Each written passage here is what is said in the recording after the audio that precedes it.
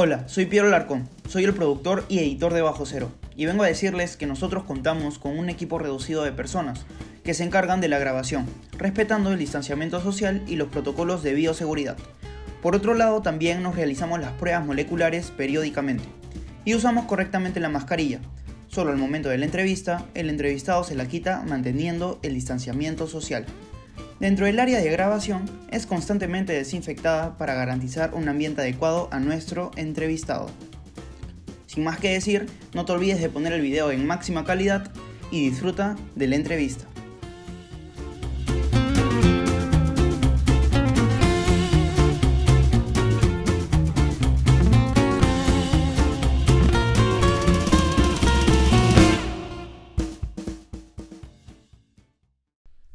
Saludos a todas las personas que nos ven. Este es el primer episodio del programa que hemos denominado Bajo Cero. Hoy estamos con una figura política importante, doctora Lourdes, le doy la bienvenida. Muchas gracias por estar con nosotros. Gracias, encantada. Prácticamente es la madrina de este programa, prácticamente nos está dando la oportunidad, ¿no?, de poder empezar y poder estar presente en esta coyuntura política que no es muy fácil ingresar en algunas ocasiones. Los felicito, muchas gracias, qué honor, gracias. Ya, entonces nosotros queríamos, la intención de este programa básicamente no es solamente preguntarle por su trayectoria política, porque mucha gente ya la conoce, sino también por quién fue usted y cuánto le costó llegar a donde está ahora, ¿no? Porque tal vez muchas personas solo conocemos a la señora Lourdes, que se postuló a una candidatura, que tuvo algún chisme, que necesitó de alguna forma salir a explicar algo, pero no conocemos tal vez esa trayectoria personal desde un inicio, cómo ha sido usted. Entonces, para empezar esa entrevista, nosotros preparamos una serie de preguntas que se les hicimos llegar con anterioridad. Gracias. Nosotros nos hemos dado cuenta que usted tiene una actitud muy pícara, y siempre la ha tenido. Y queríamos saber si en algún momento usted cometió alguna travesura que la marcó en su época escolar. Bueno, a ver, en el colegio sí, pues, era bien chancona, debo decirles, ¿eh? ¿Sí? Pero chancona buena gente, digo yo. Pero no, sí, era muy deportista, no me atrevería a acordarme de algo en particular, pero era en general, o sea, tenía buenas notas, era más o menos buena conducta, ¿no? Pero sí, pues, como era deportista y siempre he tenido gracia, entonces, sí, supongo ¿En que qué alguna colegio vez estudió? Rey de Los Ángeles. Rey de Los Ángeles. Es un colegio católico. Sí, claro, por supuesto. Madres canadienses. En el momento en el que usted estaba en quinto de secundaria y ya tenía que decidir por alguna carrera universitaria, ¿cómo se pudo usted orientar al derecho? Miren, yo tomé la decisión de derecho hasta tercero y media. Yo quería ser diplomática. Ok. Tenía una tía que iba a ser embajadora, y entonces la quería mucho y ella me jalaba un poco para la diplomacia. Lamentablemente en el año 74, pleno gobierno militar, a mi padre lo meten preso. Y yo veía pues a mi pobre mamá, que de derecho no tenía la menor idea, ¿no? Recorría el Palacio de Justicia, subía, bajaba, la pobre se pasó 5 meses preso. Entonces se pasó, bueno, entre juzgados, cortes. ¿Hay forma de saber por qué? Sí, cómo no. Mi padre era director de una empresa pública que se llamaba EPSA y al pobre lo metieron de la forma más injusta en un caso en el que por supuesto no había cometido ningún delito. Al final en ese momento se sobreseyó el caso, o sea, un decreto de ley que cortó el juicio. Pero fue una barbaridad, una época en el gobierno militar que era, en fin, fue una forma en ese momento en mi concepto de tapar un montón de cosas que había, ¿no? Yo conocí Lurigancho, la cárcel de Lurigancho. Ahí fue donde estuvo recluido. Claro, por supuesto, lo Lurigancho. Yo conocí Lurigancho cuando tenía 15 años. Entonces eso me marcó. No soy abogado penalista, o sea, yo no veo ahora temas penales, pero no hay duda que eso me marcó. Y entonces ya para cuando terminé el colegio estaba claro que quería ser abogada. Y si usted no hubiese podido ser abogada, ¿qué carrera hubiera escogido? Es difícil decirlo, probablemente por diplomacia, que era lo que me gustaba. Ahora hay pues tantas variedades, relaciones internacionales, ¿no? Okay. Pero no, estoy muy contenta, creo que acerté muchísimo. Sí. O sea, creo que di con mi vocación y me gusta mucho. Usted desde siempre tuvo una, ¿cómo por así decirlo? En temas económicos, su familia siempre pudo ser sustentada, siempre. Mira, yo le doy gracias a Dios. Yo soy una típica familia de clase media. Mi padre fue funcionario público, trabajó toda su vida para el Estado, desde que salió de la universidad hasta que murió, bueno, hasta que se jubiló, ¿no? Mi madre era muy emprendedora, en esa época no se usaba tanto la expresión emprendedora, pero era genuinamente una gran comerciante, y hacía unas cosas, unas conservas, y mi abuelo, que era un chacarero típico, digamos, teníamos una chacarita, mi abuelo tenía una chacarita en Huaral, la heredó mi papá, después la vendimos. Mi mamá le vendía, una comerciante, hacía aceite de oliva, en fin. Era una combinación interesante. Mi papá era pésimo para los negocios. Mi mamá era una gran comerciante. De modo que yo les agradezco a los dos el que me hayan dado siempre, como yo siempre he dicho, a mí nunca me ha sobrado nada, pero gracias a Dios también le doy gracias al Señor, nunca me ha faltado nada, ¿no? Sí, Entonces justamente. yo creo que soy una persona típica de clase media que le debe a sus padres el esfuerzo máximo y toda la inversión que han hecho en educarme, en darme oportunidades, en enseñarme muchísimo, ¿no? Sí, porque justamente durante sus diversas campañas políticas y la trayectoria que usted tiene, algunos competidores o personas que estaban en contra de usted, obviamente, ¿no? Sanamente por una campaña política, la han nombrado como la La cantidad de, pituca. la pituca, la cantidad de los ricos, el pesado de Alan García me clavó y me ganó la elección pues con eso, ¿no? Bueno, ni soy pituca ni ¿Le soy. molesta que le digan así? Bueno, a estas alturas de mi vida ya nada, ya me resbala todo. Pero además porque no lo soy. Y olvídense de la maravilla y de la herencia de cariño y de estabilidad que recibí de mis padres. Hoy soy una profesional, considero que igualmente de clase media, que trabajo hasta las 3 de la mañana ayer, ¿no es cierto? Y que me rompo el alma, gracias a lo cual, nuevamente lo doy gracias a Dios, puedo vivir, no diré que nada holgadamente, pero puedo vivir tranquilamente, que eso en nuestro país es un gran privilegio. De modo que yo me considero una persona de clase media. Están ustedes visitando mi oficina, que ha sido comprada con un crédito hipotecario. He heredado la casa de mis padres, que a su vez les tomó a ellos, no sé, 20 años pagarla, 25 años, en fin.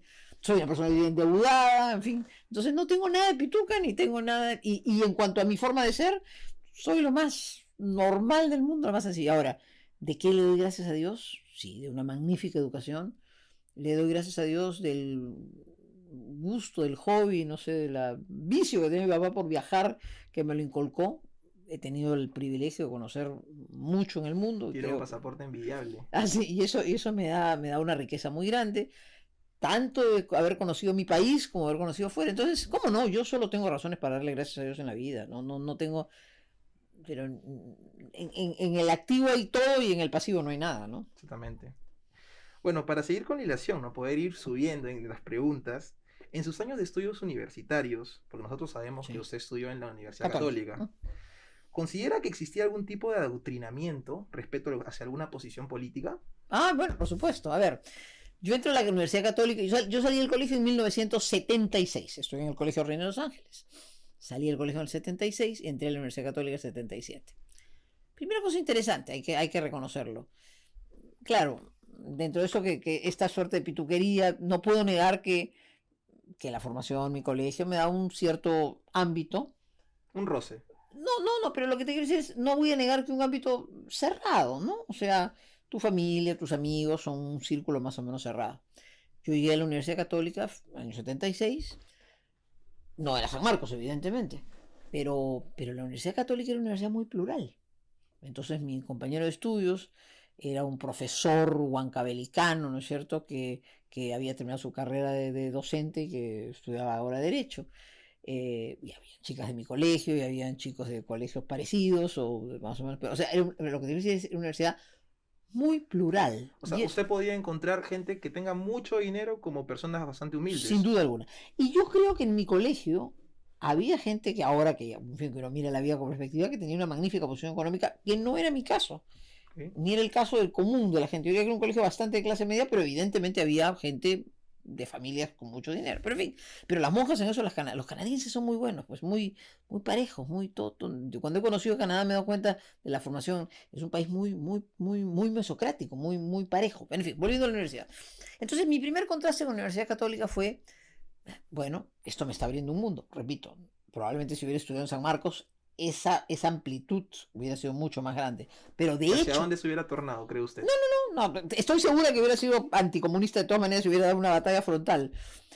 Primera idea, entonces quería transmitirse eso. O sea, mi universidad católica, la de los 70, en la que yo estudié, era una universidad bien abierta, bien plural. Y eso me gustó mucho, ¿eh? Me encantó contrastar eso. Segundo, sí había un influjo, había mucho profesor socialistón, ¿no? Okay.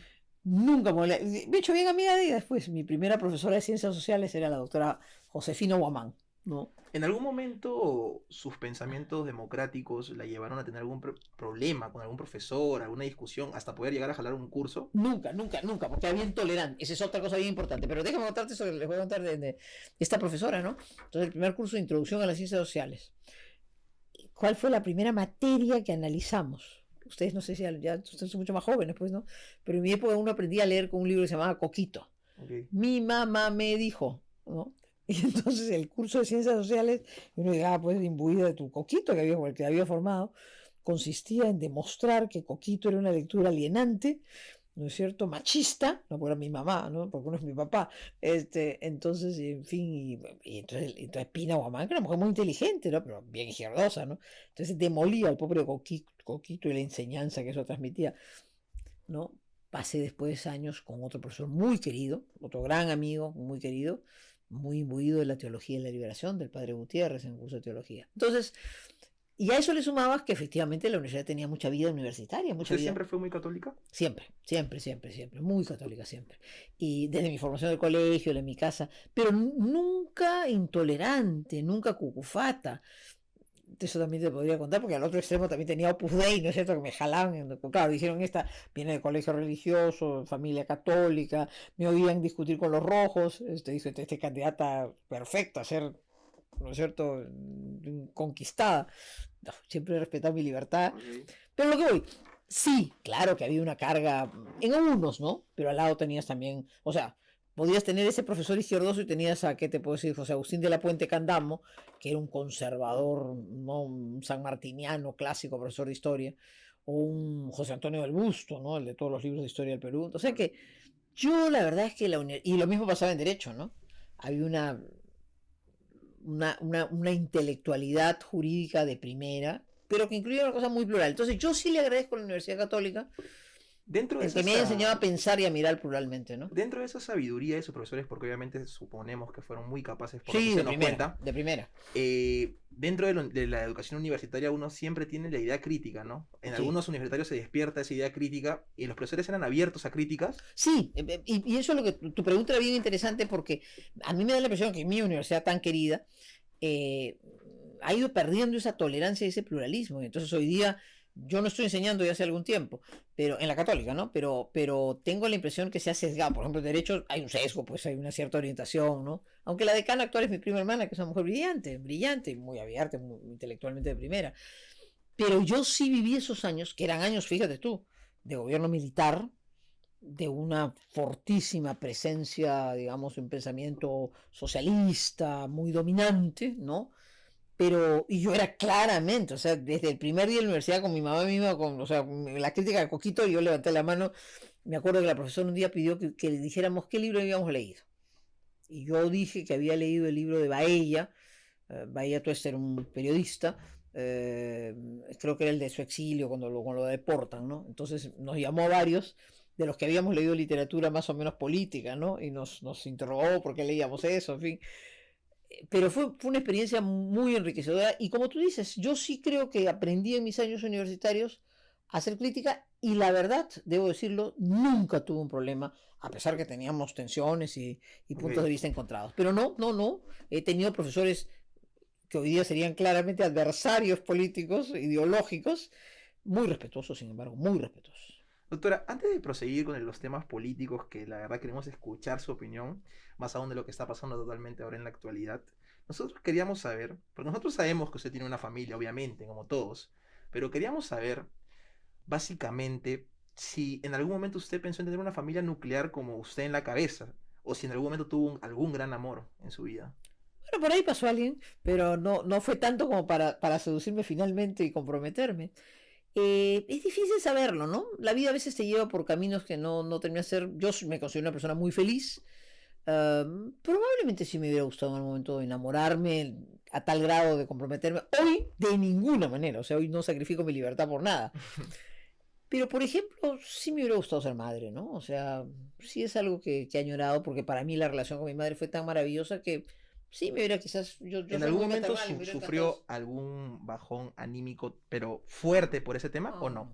nunca porque Dios me ha permitido tener una vida muy llena y muy satisfecha, pero si tú me preguntas, no sé si me hubiera podido tener una pareja estable, me hubiera gustado, sin duda.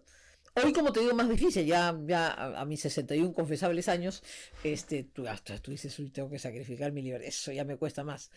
Pero fíjate tú, sí, confieso con toda hidalguía que ser madre es algo que sí me hubiera gustado, porque soy bien maternal, entonces me da mucha pena, no me da mucha pena, no me dio la vida esa oportunidad.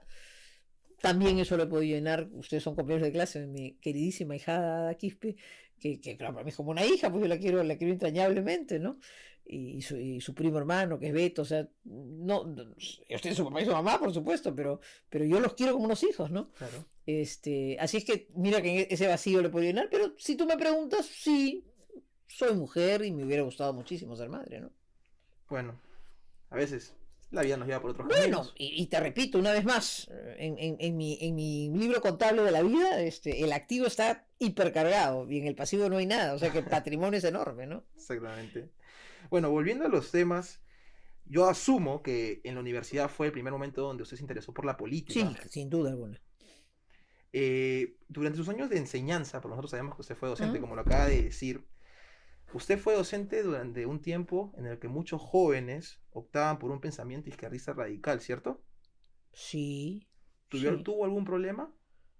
No, bueno, a ver, no, nunca, ninguno. Yo he sido profesora en la Universidad Católica, he sido profesora en la Universidad de Lima, he sido rectora de la Universidad de San Ignacio de Loyola y actualmente enseño una maestría de Derecho Constitucional Económico en la San Martín.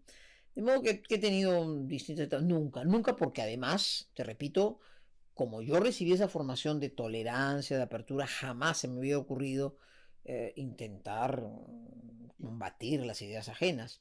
Por lo demás, los cursos que yo he enseñado en la universidad eran cursos, digamos, técnicos, ¿no? He enseñado Derecho Mercantil, o quizás en un curso más político, he enseñado Derecho Constitucional Económico, pero nunca ha habido ocasión, pero no me lo hubiera permitido tampoco, ¿no? Y durante el tiempo en el que usted enseñó el desarrollo en el campus y las clases, ¿tiene alguna anécdota de ese movimiento, bueno, senderista, ¿no? En ese tiempo, ¿no? A ver, yo estudié en la universidad hasta el año 82, me fui a España, Exactamente. hice mi maestría, hice un curso, hice los cursos del doctorado, ¿no? Recién me he graduado de doctora hace pocos meses, en diciembre, eh, y regresé y me invitaron a enseñar en la Católica y en la de Lima, año 84, y enseñé activamente hasta el 89, activamente, digamos, tenía un par de cursos, ¿no? ¿Por ahí alguna candidatura en ese tiempo? Claro, cuando comenzó, y ahí dejé, pues cuando en el año 89 fui segunda a la alcaldía de Lima con el Inchausti, el candidato de Fredemo, ya el tiempo me ganó, pues, ¿no? Me pasaba además, o me pasó además, algo que considero que es muy malo y que trato que ahora no me pase. Y es que llega un momento en que, por supuesto, el profesor siempre sabe más que el alumno. Entonces, claro, yo iba y repetía de memoria mi clase, no sabía ni prepararla.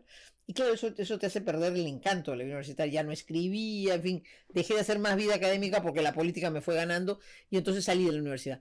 Y desde ahí he tenido muchos años de vacío, ¿no?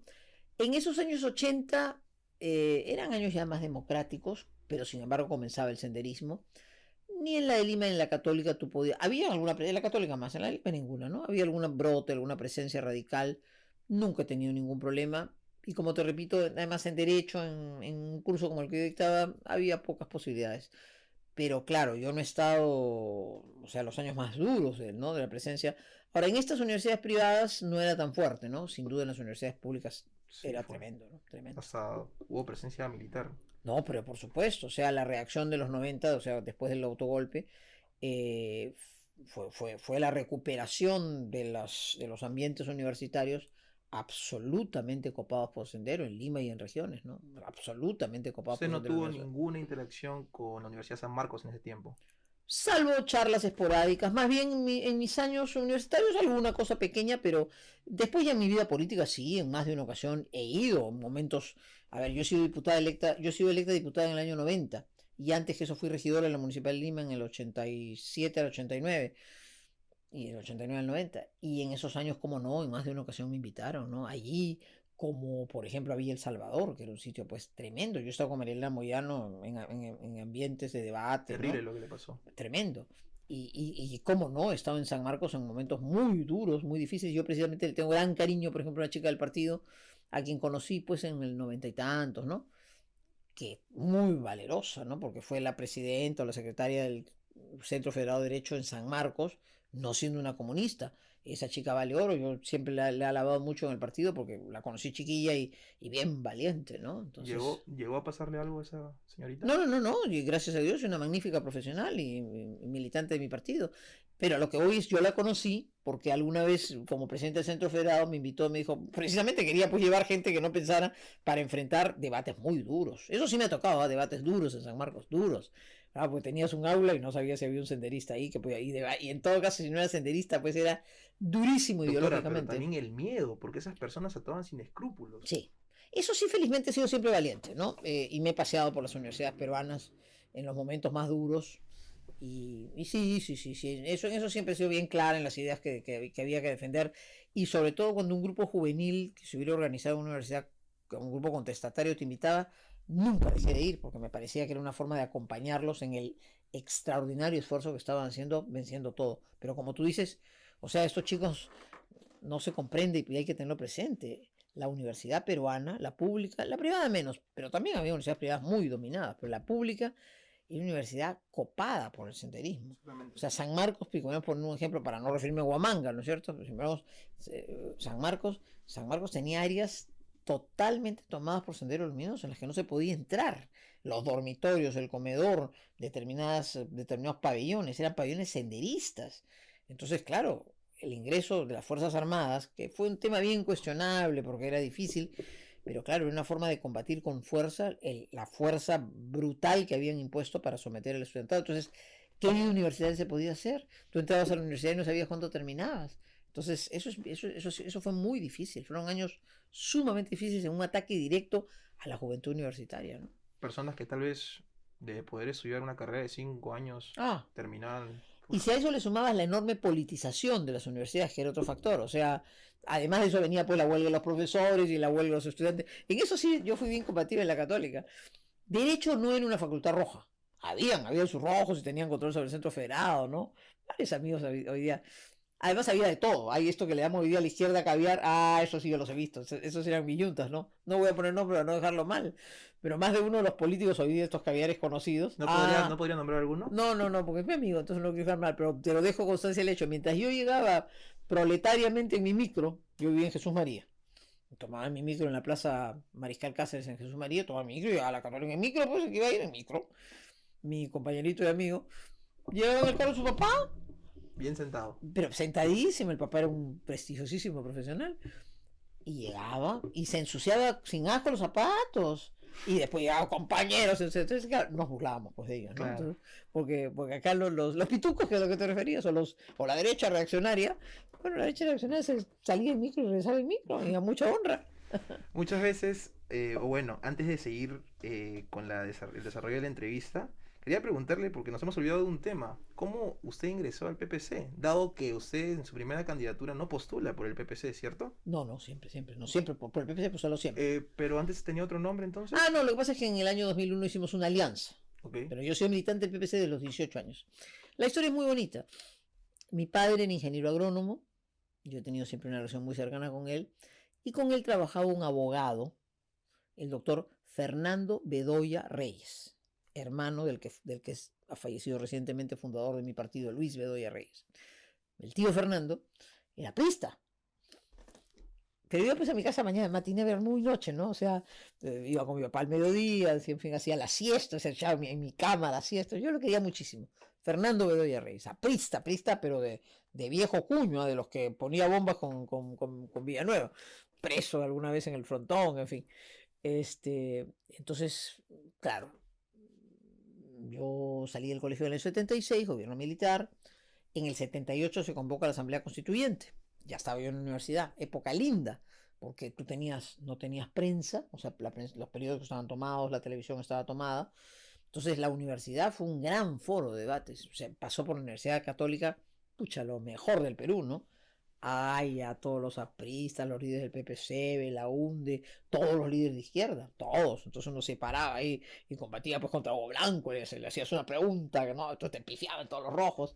O ibas cuando te Pero respondía, nunca se quedaba. Ah, no, pues eso era bonito, pues tú te parabas ahí en letras en la Católica, que es unas escalinatas, ¿no? Un auditorio, con escaleras, con gradas. Entonces te parabas ahí compañero, posible que no sé cuánto, y los rojos te pifiaban, no sé qué. Bueno, interesantísimo esa etapa. Pero Nunca pasaba a mayores. bueno, no, bueno, además esa era la riqueza, pues tú hacías tu jornada política debatiendo con los rojos en la clase. Pero volviendo al tema, entonces el tío Fernando, cuando convoca a la Asamblea Constituyente, le digo, quiero conocer a tu hermano. Y me dijo, ¿estás tú loca? Inscríbete en el APRA. No, y dije, quiero conocer. ¿Por qué? Porque comenzaba la Asamblea Constituyente y calculo que por televisión o en un sitio leí el primer discurso de Bedoya que se da en Tacna, año 1977. Valeroso, interesante, enfrenta al gobierno militar y le dice que lo que tenían que demostrar los militares es su verdadero coraje y que el coraje no estaba, digamos, En tomar las armas. en tomar las armas, sino en amarrarse bien los pantalones, ¿no? Entonces, valeroso, me encantó, además enfrentando las medidas. Y entonces mi papá lo conocía mucho al doctor Bedoya, Luis Bedoya Reyes, al presidente de mi partido.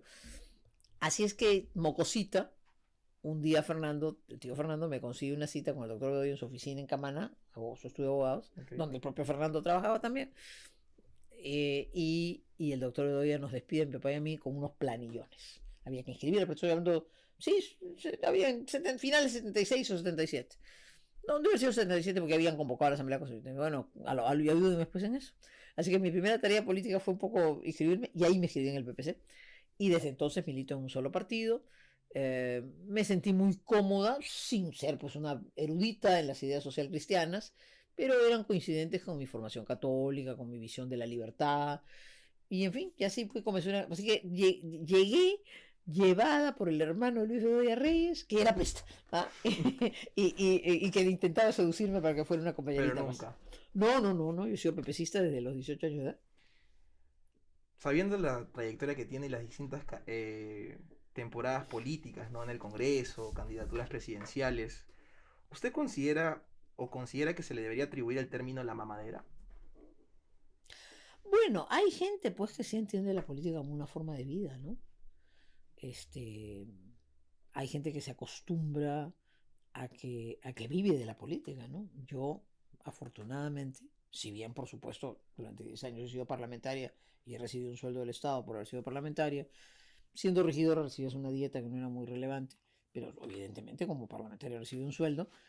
Yo, por ejemplo, eso lo tuve siempre muy claro. O sea, yo fui electa en el año 90, me votaron con el autogolpe del 92, regresé en el 93 hasta el 95. En el 95 hice un amago de ser candidata presidencial que iba a ser un desastre, entonces retiramos la candidatura y completé el periodo 95-2000. Pero yo tuve clarísimo. Digamos, para mí era periodo, o sea, interrumpido por el autogolpe, pero elección y reelección. Doctora, esos días en el autogolpe, ¿cómo se vivió en el Congreso? Supongo que hubiera estado metida ahí, de todas Bueno, formas. fuera del Congreso no podíamos entrar. Muy tensos, pero una experiencia también muy enriquecedora.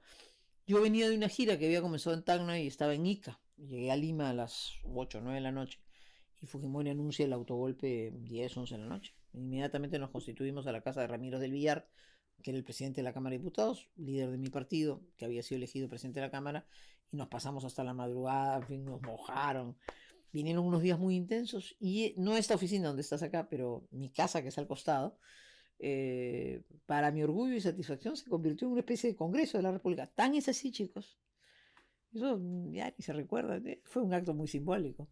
Que hacia ¿qué fue? 7 u 8, 8 o 9 más bien, de abril, en mi casa, en el jardín de mi casa, declaramos la vacancia de la presidencia de la República. ¿Con prensa? No, que iba a hacerlo con prensa, totalmente, pero sin que faltara nadie. De la UNDE, de Villanueva, los senadores, todo el Congreso de la República, salvo los que estaban presos, todo el Congreso de la República presente. Era el momento en el que había dado el autogolpe Fujimori, San Román estaba fuera del Perú, era el primer vicepresidente, y había que hacer un gesto simbólico. Nos reuníamos, íbamos a reunir en distintos sitios. Los últimos fueron al Colegio de Abogados, donde Raúl Ferrero muy generosamente nos permitía entrar. Andrés Aramburu en ese momento, pero llegó un momento en que la policía acercaba, no nos dejaba entrar. Terminamos alguna vez en la parroquia de la Virgen del Pilar, en San Isidro, cerrado, no dejaban entrar. Entonces nos íbamos juntando, no en esta oficina, sino en los tercer pisos de mi casa. Y entonces este día 7 u 8 o 9 más bien de abril, íbamos llegando, y entonces, ¿qué hacemos? Etcétera, etcétera. Y un momento en que habíamos 40 personas. Hay que declarar formalmente la vacancia. No tenía ningún efecto, cero efecto, la gente no tiraba huevos en la calle. Pero hay que declarar la vacancia. Entonces éramos 40. ¿Y dónde vamos? Entonces alguien dijo, Lourdes, ya estamos 40 acá, sigamos convocando. Bueno, le dije, pero esta es la casa de mis padres, ¿no? O sea, yo tampoco.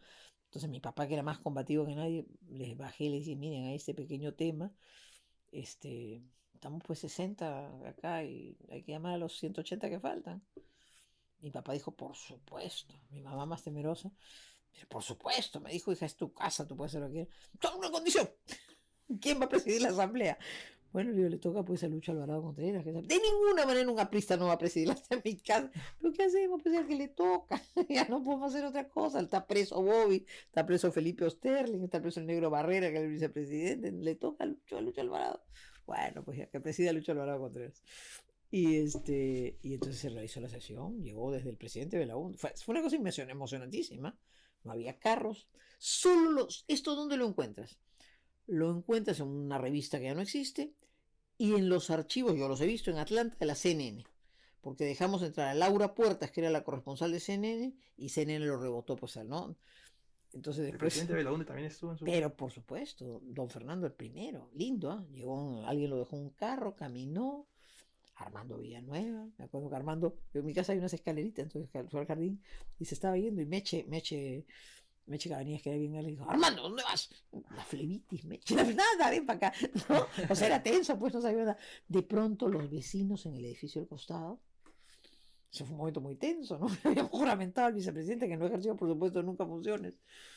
Y de repente unos vecinos, ya digo, ¿quiénes son estos? Los militares nos meten preso a todos. Comenzaron a aplaudir, ya nos sentimos muy identificados con la causa. Así es que mi vida ha estado, mira tú, esta cosa simbólica, ninguna relevancia, chicos. O sea, no tenía, pues, pero muy importante simbólicamente. Y por ejemplo, yo nunca había escuchado esta historia. Nadie. Pedro Cateriano, que lo han visto ustedes, que ha sido primer ministro, tan combativo. Sí. Con Bobby Ramírez del Villar, en paz descanse, Bobby, presidente de la Cámara de entonces, hizo unas actas. Bien lindo Bobby, cómo se dedicó tiempo a hacer unas actas que a su vez no sé cómo terminaron en manos de Pedro. Y en algún momento quisimos, yo lamenté mucho que no hubiera consenso en el Parlamento para reconocerle a Máximo San Román esa presidencia simbólica, ¿no? Y entonces es muy bonito porque dice, pues en Lima, a los tantos días en Guardia Civil 1160, ¿no? Se declaró la vacancia de la presidencia de la República. Pero en fin, son estas cosas sin ninguna legitimidad, pero que son parte del... Claro. Ahora diría yo del anecdotario político o del simbolismo que también la política tiene que tener. Por eso es que cuando la pobre Meche Arauz, en el periodo pasado, la hicieron juramentar, Claro. y tanto la región decía, es que también la política tiene que tener desde el lado democrático algunos símbolos, no tienen consecuencias, no se aplican, no son eficaces. Pero es un dejar una simbolismo. constancia Exactamente, es una de que se constancia. siguen los actos Exactamente, democráticos. exactamente. Doctora, durante sus mejores años de carrera política, usted tuvo como contrincante a un político que tal vez muchos no hubieran querido toparse, como Alan García. ¿Qué nos puede comentar del señor Alan García, que en paz descanse? Yo creo que resumí en la tarjetita que puse en las flores, el día de su sepelio, lo que a mí me pasó con Alan García. Yo puse, fuimos contrincantes y adversarios, fuimos aliados y al final aprendimos a ser amigos. Y lo digo con sinceridad, yo con Alan, bueno, fuimos contrincantes, digamos, sí, fue una experiencia 2 veces, él decía que se había cruzado en mi camino y era pues era un gran político, ¿no? Y la verdad es que eso me llena mi satisfacción porque nos dimos codo a codo, claro, me sacó de juego, ya le reconozco los méritos y los defectos con esa frase de la cantidad de los ricos, o sea, él supo hacer campañas muy inteligentes y seguramente yo muy torpes, ¿no? Porque claro, no debía haberme dejado ganar, pero bueno, me ganó, pues, y las 2 veces por poquito, 100 y pico mil votos, la última vez por 50.000 votos. Sin duda alguna, cuando volvió el 2006, era un hombre mucho más maduro, que había corregido. Tuvimos una buena relación. Yo también de eso me jacto. Jamás he sido desde la oposición alguien que ha obstruido, que ha perturbado, y en todo lo que hubiéramos podido ayudar, hemos ayudado. O sea, fue una relación muy fluida, muy respetuosa, muy diferente de su parte hacia mí, y siempre yo muy respetuosa de la función del presidente. Y terminamos en esta alianza que no nos resultó electoralmente, que no fue buena, que no fue comprendida, que no gustó, pero de la que yo me sentí muy a gusto. ¿Usted tuvo la iniciativa de esta alianza? Ambos, fue un proceso que fuimos cultivando hasta que resultó lo natural. Pero no cayó bien. O sea, soy consciente que fue un error político porque a nuestros electores le pareció una traición, le pareció que barbaridad, hasta ahora todo el mundo mendilga, que barbaridad, ¿cómo es posible? Y yo la verdad es que creía que después del segundo gobierno de García había producido un vuelco que permitía, yo no jamás he sentido que hubiera habido una sola traición a nuestro pensamiento, y a mí me pareció una cosa interesante, madura, dos partidos históricos que se enfrentan, van juntos, pero a la gente no le gustó. O sea, fue un fracaso electoral porque no fue comprendido, no fue valorado, la gente no entendió. Y además había un clamor de cambio y García y Urria prestábamos pues un poco el pasado, Usted lo más tradicional. en todo ese tiempo que debatió ideas con Alan García, que estuvieron codo a codo, como me lo ha dicho, ¿hay alguna jugada que haya tenido que aplicar el señor Alan García que a usted no le gustó y hasta el día de hoy no le gusta? Algo que hizo que de verdad... Sí, claro. Bueno, a ver, o sea, cuando yo surjo a la vida política, surjo después de la estatización de la banca, año 87. Ese fue, sí, ya tenía varios años en el PPC, como te contaba, apenas entré a la universidad, pero ese es el momento, ¿no? O sea, el boom. Mi manguerazo fue la expresión que se le daba cuando al presidente Belaúnde le impiden la inscripción en el año 62, él se va a la Plaza de la Merced y le tiran pues agua, ¿no? Entonces el manguerazo de Belaúnde es el acto de protesta. Mi manguerazo, mi lanzamiento fue el mitin contra la estatización de la banca en el año 87. Ese Alan García era un desastre. Pues el Alan García del primer gobierno fue un desastre. Las ideas económicas más absurdas, él era un demagogo de polendas, era un jovenzuelo que había llegado pues con una labia, con un discurso fluidísimo, pero un demagogo y un populista a todo dar, ¿no? O sea, era un mocoso en el poder, ¿no es cierto? Que se sentía además todopoderoso. Y lo hizo muy mal. Y que lo hizo muy mal, fue un desastre, ¿no? A ese presidente lo despedimos de la peor manera en el Congreso en el 90, ¿no? O sea, nos retiramos del hemiciclo todo el Fredemo, a carpetazo limpio, ¿no?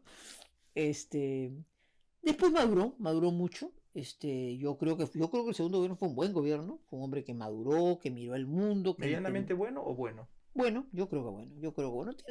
Tiene desde luego sus bemoles y sus preocupaciones, pero en general, oye, tuvimos crecimientos de 9%, ¿no? Y en la campaña era mañoso, pues, ¿no? En fin, ya la vida no cuenta. Yo siempre me quedaré con la duda cuál fue el verdadero resultado del 2006, pero qué importa, ya no. Justamente eso le quería preguntar. ¿Usted cree que hubo un fraude en esas elecciones? No me atrevería a decir tanto, pero a ver, el sistema electoral peruano, chicos, tiene un problema. Los votos se eliminan, o sea, tú cuentas los votos y el voto se elimina y lo que vale es el acta. Y habían actas extrañas. O sea, nosotros hicimos un análisis bien profundo con gente que sabía estadística y había unas votaciones extrañas en unos pueblitos que, claro, eran irrelevantes, ¿no? Eran el 0.1, no sé qué. Pero, claro, cuando te ganan por 50.000 votos, esas actas matan todo, ¿no? Entonces, o sea, en fin. Pero en fin, más allá de haber hecho un reclamo jurídico en su momento, el día que el jurado de elecciones dijo no, yo acepté el resultado y jamás he renegado de un resultado electoral y he sido absolutamente respetuosa de la autoridad nacida de las urnas, ¿no? ¿Cómo definiría usted, doctora, a la constructora brasileña Odebrecht? Como una constructora que, siguiendo un modelo, llegó al Perú y a muchos lugares de América Latina con conocimiento técnico, con el financiamiento del gobierno y con todas las mañas del mundo. Y llegó a apropiarse del mercado. Cuando perdía empataba, porque se aliaba con el otro. Dominó su presencia con la subcontratación de empresas en el Perú. Y entonces, claro, creo que fue una típica empresa mercantilista que, aprovechando su técnica y la capacidad económica del financiamiento que el gobierno le daba, aprovechó además la enorme debilidad y la fuente de corrupción que significaron muchísimas autoridades. ¿Por qué exactamente la vinculan usted con Odebrecht? A ver, porque lamentablemente un integrante de mi partido y una persona Horacio. cercana a mí, sí, Horacio Canepa se llama, que está involucrado en el tema de los arbitrajes, en tanto quería liberarse de las responsabilidades en el proceso, en su proceso, que no tiene nada que ver con la política, ha señalado que habría habido un dinero que él canalizó para la campaña. Y entonces estoy en una larga investigación en que me acusan de ser la jefa de una organización criminal que lava activos, y yo estoy absolutamente convencida, primero, y la investigación así lo va a demostrar, qué cosa entró y qué cosa no entró. ¿Cómo es que yo no he pedido el dinero, Doctora, yo no lo he disculpe mi recibido? ignorancia, este proceso sigue. Ah, claro, es una investigación fiscal, es una investigación preliminar. Pero claro, y tengo para un montón de rato. Y bueno, y estoy brindando toda la información que sea necesaria y esperando con mucha paciencia que la verdad, me parece que la investigación está revelando una serie de cosas. Yo no he pedido plata, yo no he recibido, yo no he canalizado. Entre lo que el señor dice haber recibido y lo que sea, se habría demostrado aplicado en la campaña una enorme distancia. Hay dichos que lo han contradicho el dicho. En fin, es una larga investigación que hay que seguir con toda prolicidad y con todo respeto a la autoridad. Y sostengo, en honor a la verdad, que conmigo los fiscales se han portado muy bien, han sido muy respetuosos, lo mismo que yo he sido. Así es que hay que tener paciencia nomás y seguir con toda tranquilidad, pero como les digo, pues hoy día a mí me hace una gracia, porque estoy endeudada por la campaña del 2006 y estoy acusada de ser la jefa de una organización criminal que lava activos, ¿no? Entonces, en fin, ya verá, la verdad saldrá a la luz como siempre tiene que ser. Doctora, ¿en algún momento a usted directamente se le ofreció algún trato bajo la mesa? ¿En términos económicos? Nunca nadie, ¿no? Nunca nadie, porque hay otra gente que también me ha ayudado, y como también lo he revelado en esta investigación, donde yo he puesto nombres, quiénes son, en fin. También le he dicho a los fiscales a la fiscal, que al cargo de mi caso, y se los digo a ustedes, chicos, yo he tenido a lo largo tengo pues más de 40 años en la vida política, no he estado en el gobierno, no he sido gobierno, ¿no? Pero digamos, he tenido una presencia en la vida política, y yo se los digo de corazón y con toda verdad, gente muy importante en el Perú que me ha ayudado, jamás me ha pedido nada. Entonces, claro, por ejemplo, a propósito de Odebrecht, entonces, claro, esto es un escándalo que efectivamente esos señores vinieron un día a mi casa y hubo una reunión. Sí, pero sí ha habido. Y yo con esos y con 1000 otras personas he tenido reuniones. Porque nunca he estado pensando que un diálogo, el eventual conocimiento de hechos, la información que te pueden dar, te comprometa si tú no tienes las ideas claras. Entonces, en fin, son formas de mirar la vida, ¿no? Yo he tenido muchísima relación con gente importante, económicamente, financieramente en el Perú, y jamás me han pedido nada. Habiendo o no contribuido, dependerá de quién haya sido, habiendo o no contribuido, jamás. O sea, nunca he tomado una decisión, y con honestidad la gente cercana a mí no creo que haya tomado nunca una decisión en razón de ningún interés, sino nuestras convicciones.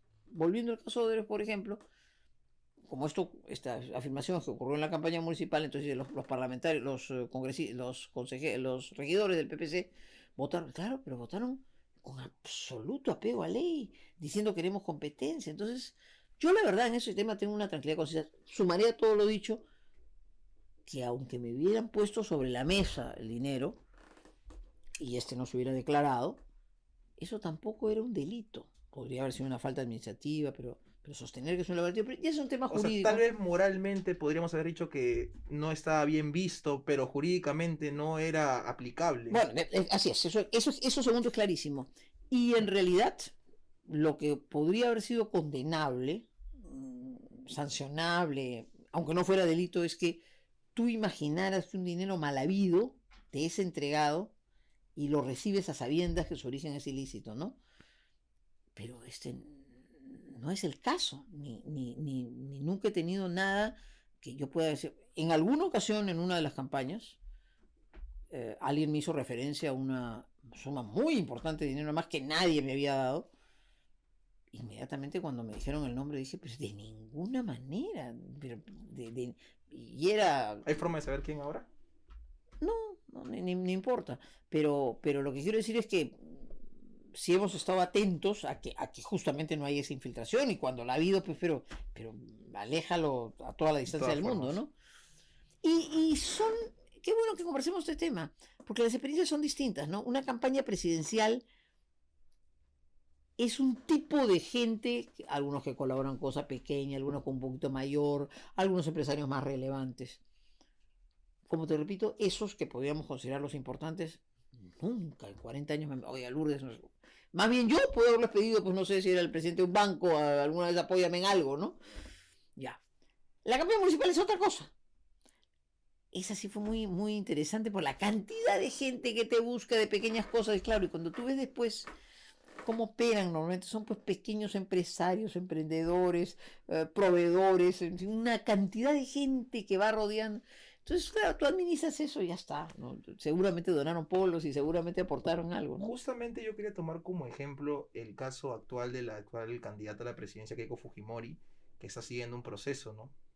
Por algún tipo de delito en el que se le imputa, de la que ella habla de algunos montos de dinero que en su caso ella dice no haber sabido que se habían recibido. Eso es lo que ella dice.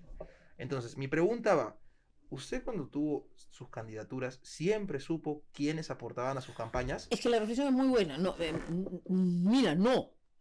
Yo ahora, investigada como estoy, he hecho un esfuerzo de reconstrucción enorme y aún así hay determinadas personas que no sé quiénes son, incluso algunas personas que han negado que no entiendo por qué están.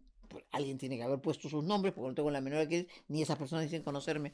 Entonces, la candidata Keiko Fujimori está imputada exactamente por lo mismo que yo. No me atrevería a decir, no conozco los detalles de su expediente.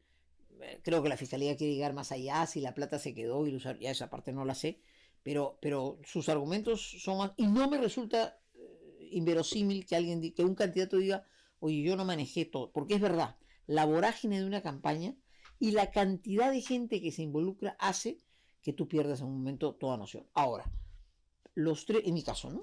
Campaña presidencial sobre todo, los 3 o 4, los 5 o 6 casos grandes, vamos a ver, grandes de sumas muy distantes de los millones que se hablan, ¿no? Yo estoy hablando pues de $100,000, ¿no? Okay.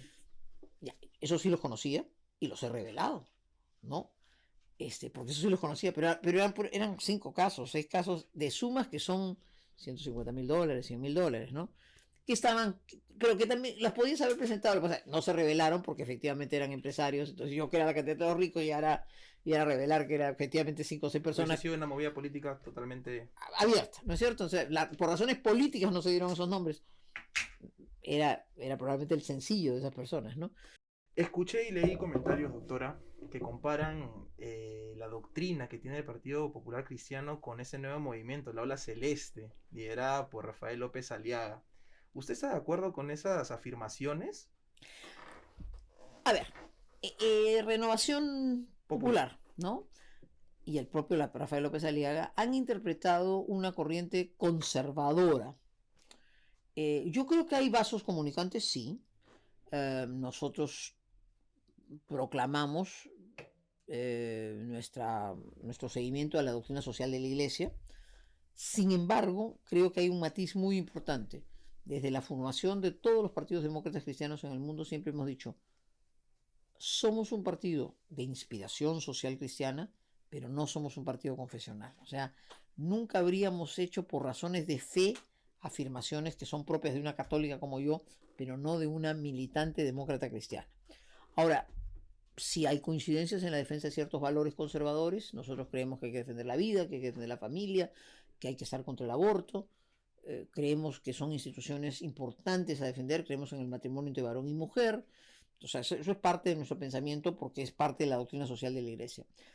Rafael López Aliaga, a quien conozco y a quien aprecio, ha sido pues un radical, ¿no es cierto? Un radical conservador. Y considero que tal vez esa fue la posición que él quiso adoptar. Sin duda, sin duda. Yo creo que y además, veamos con sinceridad las cosas. Ustedes son gente joven y los jóvenes son más liberales normalmente. Yo soy una persona conservadora, pero los jóvenes son más liberales. Y sin embargo, yo creo que esta elección ha revelado, aún en la elección del señor Castillo, que esas banderas progres, digamos, de una izquierda un poco más intelectual, no son ni siquiera las banderas reales del, vamos a ver, el pueblo, que puede seguir a alguien que se confiesa marxista-leninista y que la gente no sabe bien qué cosa es, pero que no es un liberal en ese sentido, ¿no? O sea, las banderas que se ponen normalmente en el matrimonio homosexual, en fin, el famoso tema del género, son banderas un poco más intelectuales. Yo no creo, por supuesto, creo que hay que dar todos los reconocimientos de derechos al ser humano, porque creo que un principio central de nosotros los cristianos es la dignidad de la persona humana.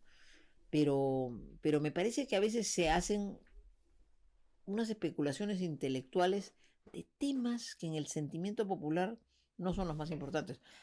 Precisamente el señor Castillo no es un liberal, ¿no es cierto? El señor Castillo, pues más bien un conservador duro, ¿no es cierto? Es un machista duro, es un misógino, ¿no? Entonces hay todo eso en juego, ¿no? Justamente con lo que acaba de decir, yo quería saber su opinión acerca de la alianza que ha tendido el señor Castillo con la anterior candidata a la presidencia, Verónica Mendoza, dado que, Claro. como sabemos, ella se desvincula de ese movimiento porque justamente el señor Castillo era un misógino, era una persona que no respetaba a la mujer y ahora se alían. ¿Usted considera, qué piensa acerca de eso?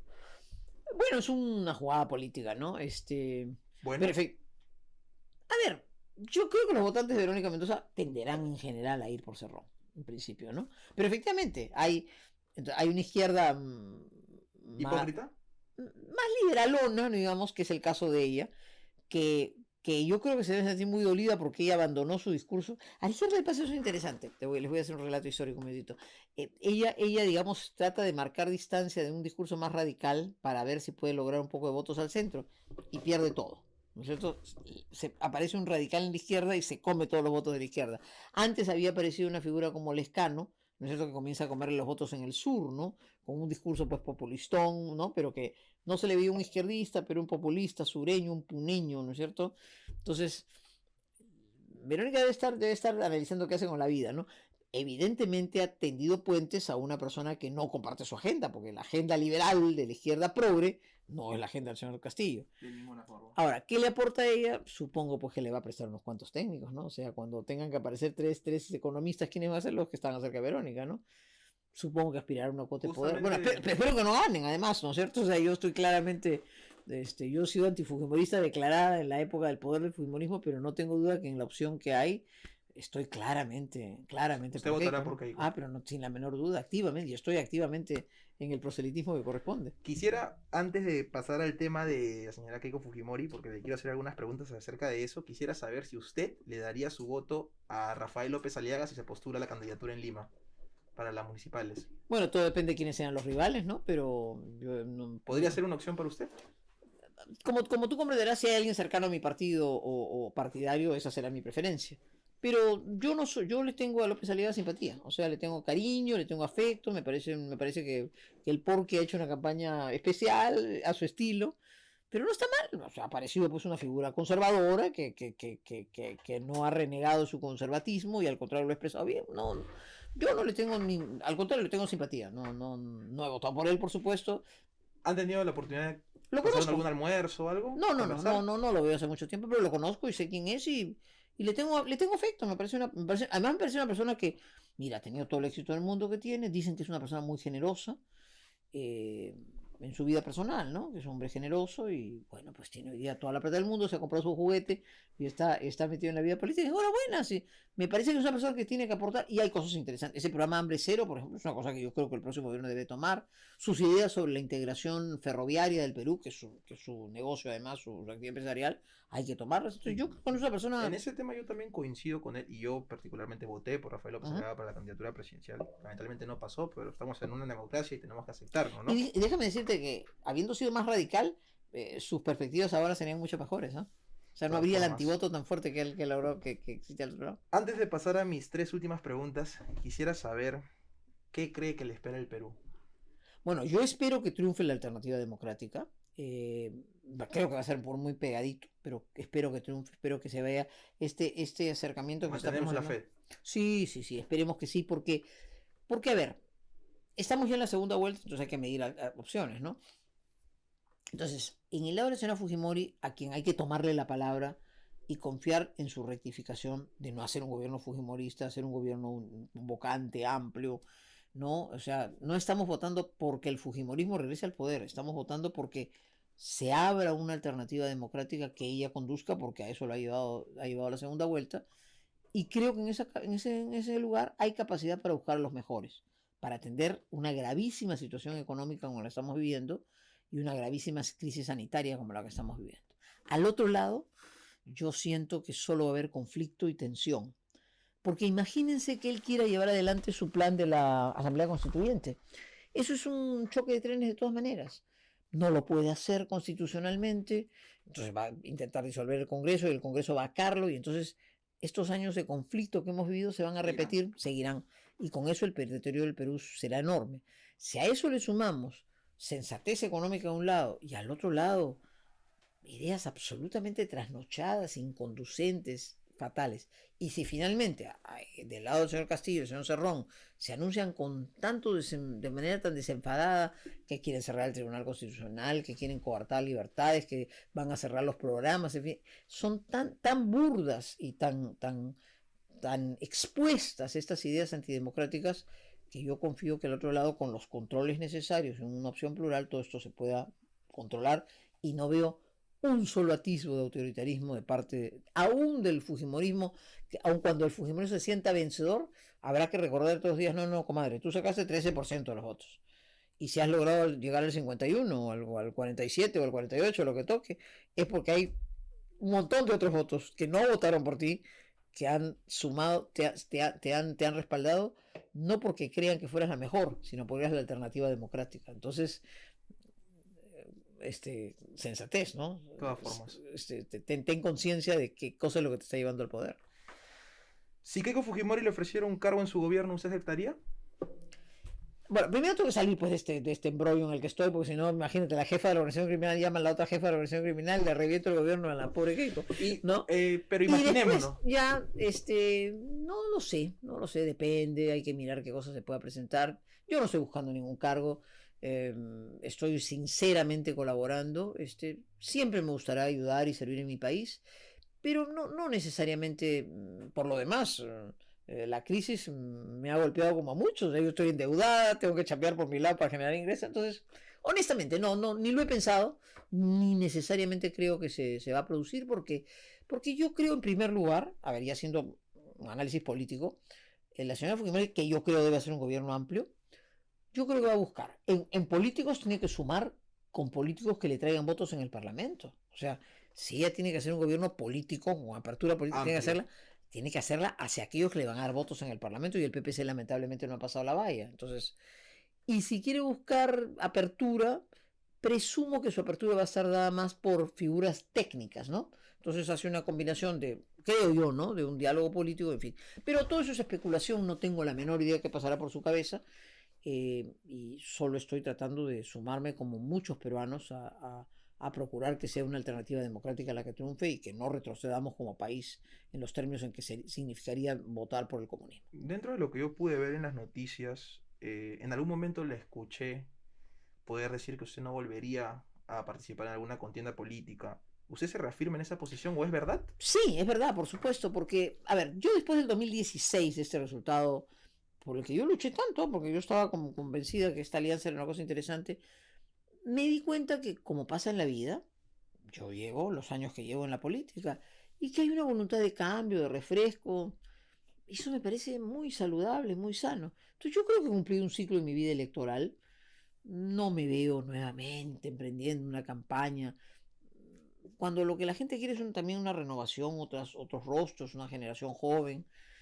¿Dónde me veo? Me veo, por supuesto, ahora en la tarea de reconstrucción de mi partido, con el mayor empeño y cariño. Hay que hacerlo, y yo les he hablado, oye, esto es casi una refundación del partido, lo que hay que hacer. Me veo siempre pensando en cómo colaborar en lo que pueda ser útil a que algunas ideas se plasmen. Y bueno, creo que ese es mi papel en la vida política, ¿no? Muy metida en mi partido, eso sí, muy metida. Perdón, y finalmente auspiciando liderazgos nuevos, ¿no? Y finalmente, si en algo sirve la experiencia vivida, pues hay que aportarla. Pero no, ya honestamente, la idea yo creo que hay una necesidad de cambio. Ustedes son una nueva generación, hay un país mucho más joven, hay hasta formas de comunicación hoy día que son distintas. Entonces yo creo que hay que promover el auge, que ojalá sea una generación formada. Todo eso sí me gustaría colaborar. Y no descarto pues que si en determinado momento puedo ser útil en algo, enhorabuena, ¿no? Nuevamente, todas estas elecciones no resultan favorables para su partido. Sí. Y además, el señor Alberto Bengolea renuncia a la presidencia del partido, como, bueno, se pudo ver. ¿Qué impacto tiene para usted y cómo plantea afrontar esta crisis, ¿no? Que podría llamarse en su partido. Mire, a pesar que no nos ha ido mal, no, que no nos ha ido bien, que nos ha ido muy mal, yo tengo por Alberto Bengolea gratitud y reconocimiento. Yo creo que ha sido una figura seria, ha estado a la altura en los momentos más difíciles, su actuación en el debate fue impecable, ha hecho una tarea esmerada, sin un centavo, con una campaña muy difícil. Bueno, este resultado es la evidencia que no estamos bien, que a pesar que yo alenté a este grupo humano, a esta generación que entró a tomar el partido en el 17, no han logrado pues ese cambio que necesitamos. En una nueva generación no lo han logrado. De modo que hay que pensar las cosas con serenidad, tenemos que hacer el proceso de reinscripción, y yo siempre veo que una crisis de este tipo es una oportunidad, y en esa oportunidad yo espero que seamos capaces, uno, de llevar adelante un proceso ordenado; dos, de reafirmarnos en los valores en los que creemos; tres, de modificar, de plantear cosas acordes con este momento, una organización por supuesto radicalmente distinta, y que surja de esta coyuntura un liderazgo que se proyecte para el año 26, con el tiempo necesario de hacer un trabajo proselitista, organizativo fuerte. Así es que yo veo esta crisis como una oportunidad. No me hace feliz, pero la veo como una oportunidad para resurgir y para hacerlo ordenada y de modo más moderno, ¿no? Doctora, ¿usted asumió la presidencia entonces nuevamente? No. Lo de la renuncia es una cosa natural. Cuando en la vida política, en general, cuando en la vida uno no, a pesar del empeño que pone, no logras el resultado, es lo lógico decir, y asumo la responsabilidad. Así que eso yo lo he secundado a Alberto, me parece bien que lo haya hecho. No, vamos a ir a un congreso ahora en junio, fines de junio, y ahí se va a formar una comisión para encargarse de la reorganización, a la que voy a apoyar decididamente, y más bien hacia finales del próximo año 22, cuando hayamos completado el proceso, debería ya haber un congreso que elija, ahí sí yo creo que al líder o a la lideresa, que ese proyecto hacia adelante. Así es que es un proceso que tenemos que también en eso caminar a plazo firme, sin prisa pero sin pausa, ¿no es cierto? O sea, bien hecho el camino. Y yo tengo esperanza. Tú hacerme una pregunta, por ejemplo, como la de renovación, eso nos obliga a mirar que hay un electorado conservador que siempre ha sido votante nuestro y que ahora nos ha dado la espalda. Entonces tú tienes que también tender unos puentes ahí. Simultáneamente somos conscientes que el Perú necesita un planteamiento un poquito más moderado, más razonado. Entonces hay una serie de cosas nuevas que nos corresponderá hacer, y habrá que ver cómo se desarrolla la vida política de nuestro país. Así es que es una crisis, como no, muy fuerte, pero ni mucho menos es un asunto para darse por vencidos. Es una magnífica oportunidad para recomenzar la tarea. Bueno, doctora, de verdad, muchas gracias. Muchas gracias. Primero por tu investigación tan exhaustiva de mi vida y de mi trayectoria política y de mi trayectoria de vida, cosa que te agradezco. Y en segundo lugar porque los felicito. Tú comenzaste diciéndome al comenzar este programa, antes que saliéramos a cámaras, que pensabas que era bueno que gente joven le transmitiera a gente joven un mensaje reflexivo, y me alegro. Así que te agradezco, me honran que yo colabore con ustedes en esta reflexión, pero lo importante es, chicos, que entre ustedes conversen, formen opinión, sean genuinamente ciudadanos. Nunca pierdan de vista que cuando uno recibe un DNI, ahora te lo dan de chiquitito, ¿no? Pero adquieres mayoría de edad. Y la democracia es el sistema político en el cual los mayores de edad, es decir, las personas responsables, tienen el poder.